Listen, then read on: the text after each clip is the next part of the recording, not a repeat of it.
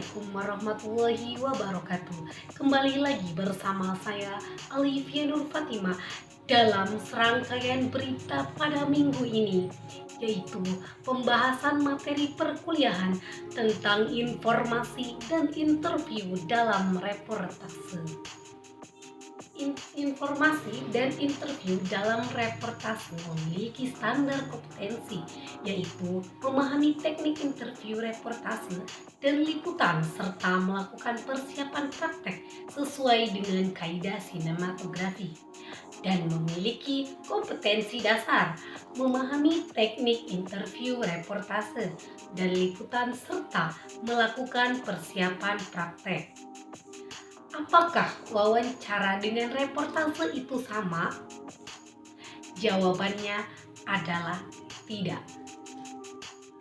Reportase memiliki ruang lingkup yang jauh lebih luas daripada wawancara, sedangkan wawancara merupakan salah satu jenis teknik reportase.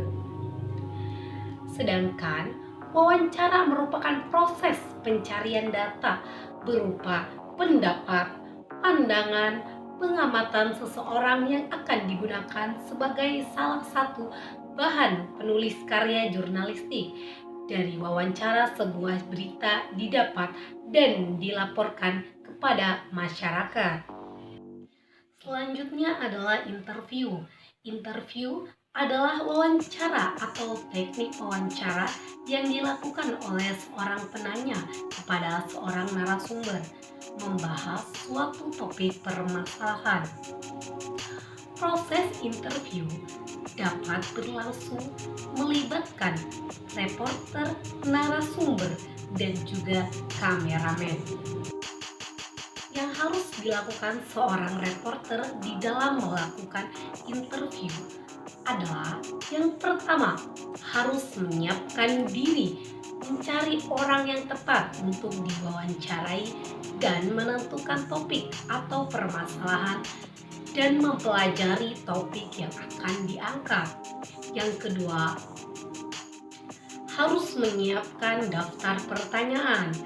Dan yang ketiga, harus bersikap objektif dalam menyampaikan suatu berita. Jika kita ingin membuat suatu berita, hendaknya kita dirumuskan dengan menguraikan permasalahan dalam format yang mencangkup 5W1H agar pendengar atau pemirsa tidak bingung. Apa sih 5W1H itu?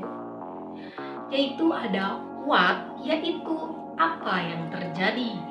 Who, siapa yang membuat peristiwa tersebut. When, kapan peristiwa itu terjadi. Where, di mana peristiwa itu berlangsung. Why, mengapa peristiwa ini dapat terjadi. How, yaitu bagaimana peristiwa tersebut berlangsung.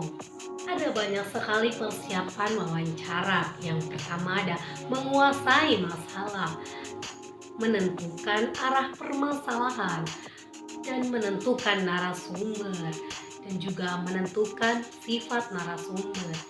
Dan tentunya pasti membuat janji dengan wawancara dan menyiapkan draft pertanyaan. Yang sangat penting adalah menyiapkan mental. Seringkali jurnalis pemula menemukan kesulitan dalam proses wawancara dengan narasumber. Hal ini dikarenakan biasanya takut, grogi, khawatir pertanyaan dapat menyinggung atau menyudutkan, terlalu melibatkan masalah. Wawancara bukanlah suatu yang dapat dipelajari kemudian bisa diterapkan begitu saja. Wawancara adalah sebuah proses yang mengharuskan penafsiran dan penyesuaian terus-menerus. Cara terbaik mempelajarinya adalah mempraktikannya.